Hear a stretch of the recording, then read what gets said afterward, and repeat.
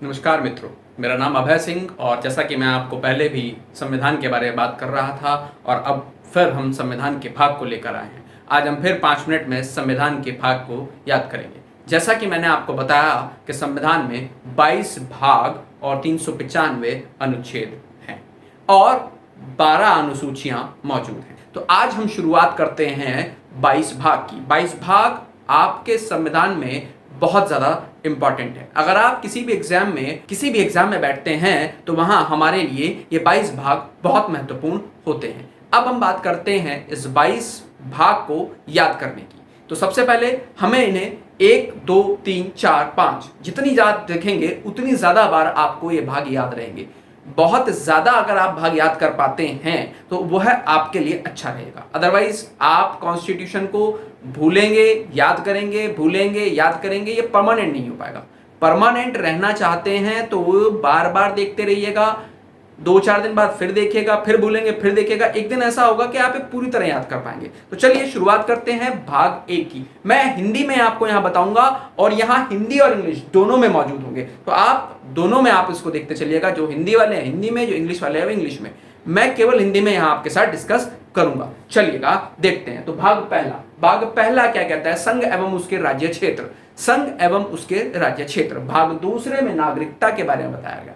भाग दूसरा नागरिकता के बारे में बताता है। भाग 3 में मौलिक अधिकारों के बारे में। भाग 3 मौलिक अधिकारों के बारे में बताता है। भाग 4 राज्य के नीति निर्देशक तत्व के बारे में बताता है।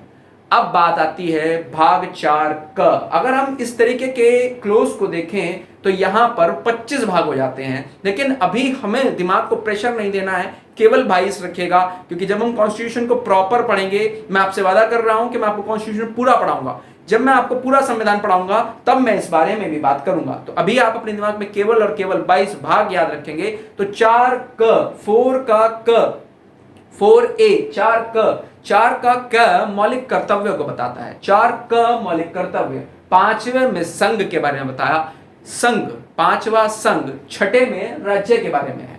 7वां, यहां 7वां आपको दिख रहा है, जो 7वां जो है अब मौजूद नहीं है। 7वें संविधान संशोधन द्वारा हटा दिया गया है। अब 7वां यहां मौजूद नहीं है। 7वें संविधान संशोधन द्वारा हटा दिया गया है। अब बात आती है 8वें की। 8वां है यूनियन टेरिटरी। यूनियन टेरिटरी के बाद अगर हम बात करें तो यहां फिर वही आप देख रहे होंगे 9 क और 9 ख। तो 9 क 9 ख। 9 के अंदर है ग्राम पंचायतें और ख के अंदर है, 9 क के अंदर है नगर पालिकाएं और 9 ख कोऑपरेटिव सोसाइटी, सहकारी समिति के बारे में बताता है। तो एक बार फिर सुन लीजिएगा। 9 में ग्राम पंचायतें, 9 का म्युनिसिपल या फिर नगर पालिका के साथ अगर हम बात करें ना ख की तो सहकारी समितियां, कोऑपरेटिव सोसाइटी।